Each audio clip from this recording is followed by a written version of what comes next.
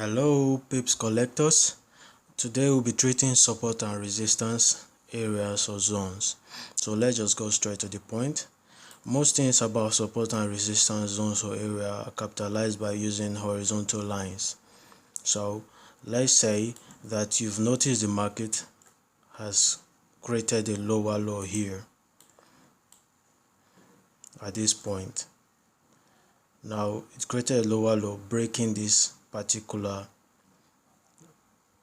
horizontal line here, and like I always draw, I told you before, one will be at the peak of the week and the other will be at the body of the week. So it breaks it down, but you see this swift rejection up. This swift rejection is what I call a pullback. Everyone does that anyway. So you notice the market returning to what? The closest support and resistance area, which is this point. After reaching this point, you notice the amount of wicks under, showing strong rejection from the buyers. Now we could go back in time to check if this place is a strong support and resistance zone, but you could also use gauging of the price action, the candles, to determine if this is a strong support and resistance zone. Now when the market comes back to this point, it could not make a higher high above this particular zone. But when you see this blue candle, what did you notice? A higher high. It has breached beyond this point. So what do you do next? You can close or remove this particular upper candle and use the one at the bottom. And now you want to use it with what? This particular area, this point here. You want to use it with this point. Now using it with this point, you wait for the pullback. Now if the pullback comes to this point, it's not advisable to buy at this moment anymore.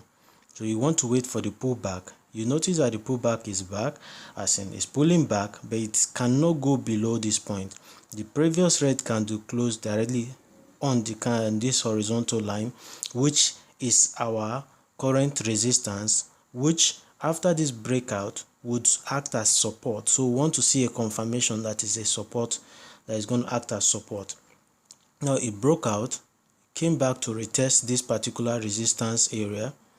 Now it could not make a lower low, because if you look closely, you will see that the red candle closed directly on top of it, and the next candle is a blue candle showing a strong rejection on the upside.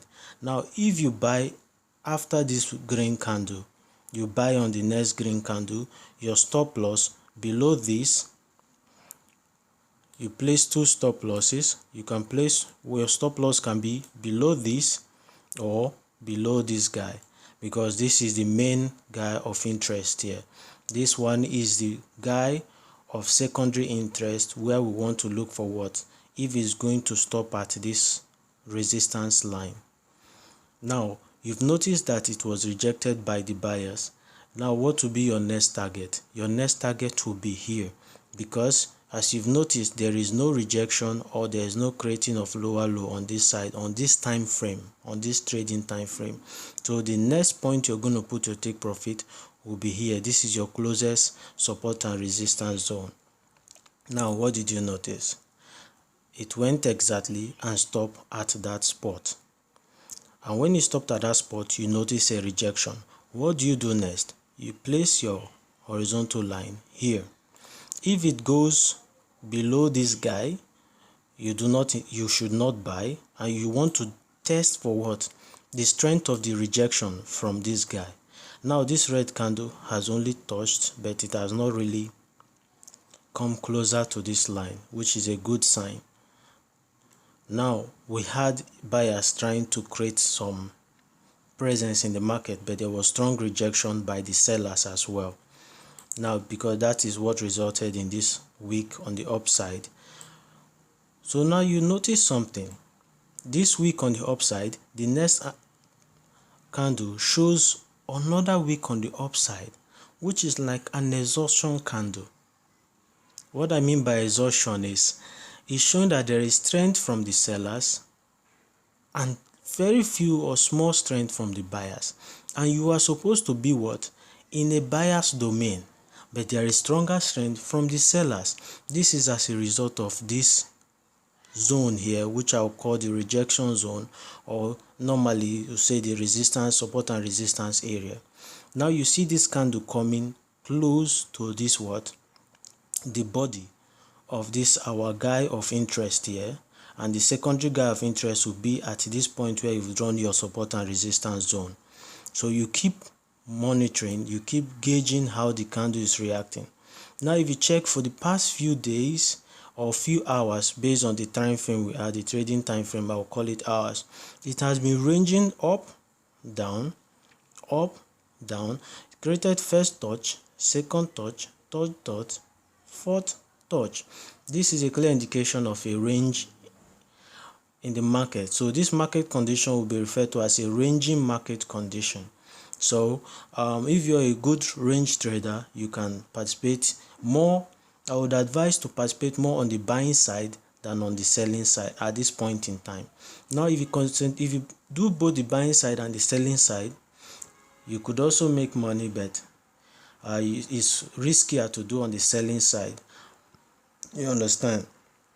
At this point in time, it's riskier to do on the selling side. If you want to be a range trader, you do more on the buying side, but you should also do what? Read the conditions of the candle. Like at this point, you see this strong rejection from the selling side. You understand? See the strong rejection from the selling side. They see how long it took for it to come to the bottom of this range. That is to tell that the sellers were strong at this point in time. Now, the sellers were strong. If I want to dissect it more, the sellers were strong because of this strong presence of this green candle. It tried to make a lower low here, but the lower low could not stay because of this particular area of interest, which is our buyer's domain, which is why it's rejected the price and sent it up. Like they accepted to buy at this point, buyers accepted to buy at this point, but when it came to this seller's domain, they were willing to sell at this point, irrespective of the volume, but they just wanted to sell whatever they had at this point. Now selling it at this point brought the amount down even more. Now you keep gauging the momentum, you keep observing what is going on. Now what did you notice at this point? At this particular situation, there is a breakout candle on the upside. A breakout candle on the upside. Now what do you do next? You keep this line here because it's a good baseline. Your next point will be at the peak of this your green candle. You notice how I'm changing the horizontal lines. It started from this point, which was our original breach down, then it started moving up. I was changing it from here to this point, from this point to this point, from this point. Now we are back at this point, because if you check the first time, the candle could not make a higher high, but at this point the candle made a higher high. Now you want to wait for the retest, you want to wait for the candle to come back at this point. If you buy at this next candle, good, but then you are chasing the market, you're chasing the price. So let's take this one out, because at this point in time they are not important. Now when you've seen this breakout candle, you've drawn your two lines, your next area of interest will be here, because from here to this point is a smooth run. Because if you draw this horizontal line to this point, remember I said use the peak of this your green line, you see that it's still within this particular support and resistance zone. So if you wait for the candle to come back and you buy at this point here, you could join the ride to this new area of interest. So let's watch what would happen. The candle came down. Voila, what did you notice? It came down, but it could not go below this our guy of interest. Excuse me. It could not go below this our guy of interest. But you see the strong rejection on the lower side. A strong rejection. Now this strong rejection, if you buy at this point where this candle closes, or when you see this strong rejection, you take it to where? This next area. So what did you notice? We are the new support and resistance area. this particular point. But if you draw two lines here, which is the wick I've always been preaching about, the wick and the body, you will see that you're exactly at the point of interest. Now this is what a preview of the support and resistance area. If you have any question, please feel free to ask. But there's something I want to add, which is a catch. Let's add our MACD indicator. This is just a catch for those of you who are always following up. Like I said, if I don't change anything, I just use fast EMA 12, slow EMA 26, signal EMA 10. Everything is just the same. I don't need to change any of that. Now let me expand this chart and centralize this chart, which is where we are. Okay, now let's look at this very closely. This is what I want to show you. This is the catch. Let me remove this line, these lines. Now if you remember, when we are treating divergence, I said something about using the volume. So if we're going to use the volume, based on my eye here, what I can see, this is the highest and it was depreciating to this point. Now let's excuse me, let me pick another trend line. This, if you want to come down, remember one of the rules, you use the red. Now to what? This point. Now did you notice divergence?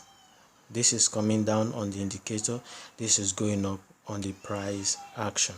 Now if you remember the basic rules, I said you draw at this point, you've noticed divergence, you wait for price action to display, consolidate, range, then wait for it to spike out. But notice that strong rejection. Now at this point, who started this move upwards? The guy who started this move upwards is this guy here. You understand? Disregard this wick now, because one simple rule I want to give you is give room when you're doing your stop loss, but close in when you're doing your take profit. Stop loss, I would say below this wick. Take profit, if it's coming down, I would say on the body. That is a simple hack, so that you don't lose the small profit you have made.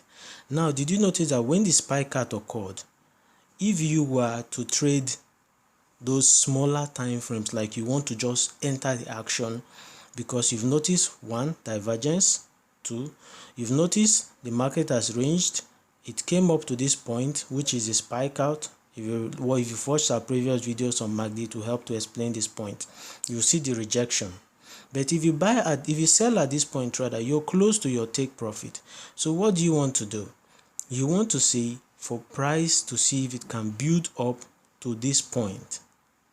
But normally, not everyone will be patient to wait for price to build up. So if this candle closes and you take your trade from there to this point, let's assume that you're using a 0.5 lot size, which is about 50,000 US dollars. You're going to make a quick catch of $129.50, which is 2.59 pips. You see how just 2.59 pips on the gold is giving you a large profit. Now if you were to wait for it to pick you to this point and you join, but now you're not picking it from this green line, you're picking it from this. So you want to create what? Your pending order that will take you to this point. This will give you quick $222. Very swift money, very easy money, using the concept of divergence. Now you see what I'm trying to tell you. So while you're waiting for the market to pull back, why do you stay idle? This is one of the tricks I'm going to teach you or show you as we proceed in our lessons, how to catch the money as it's going up, catch the money as it's coming down, catch it again as it's going up. Now this is a catch I want to give you. If you've noticed divergence and the volume is depreciating here, you've noticed that the price is holding at this point. You're expecting a pullback based on, you remember, before we came to MACD, I was telling you that you wait for the pullback to this point. to this point, you wait for the pullback. Now you're waiting for the pullback. Why would you just wait crossing your arms? It's okay, but I want to make you the best trader you can be. So instead of just waiting, you have already known that this is going to come down based on the teachings I'm going to give you, I introduce to you. You place your sell order at this point where you've noticed your divergence, if you're going to use divergence. But for me, I will not use divergence. What I'm going to use simply is using support and resistance line. This is one line here, which happens to coincide with the tip of this our red line. This is another line here, which happens to be the bridge line downwards. But more area of interest will be here,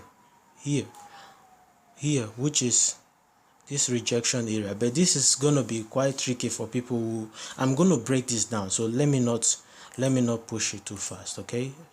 Apologies for that. I'm going to break it down as we proceed in lectures. I will show you how to pinpoint where this rejection is going to happen, so that you will do what?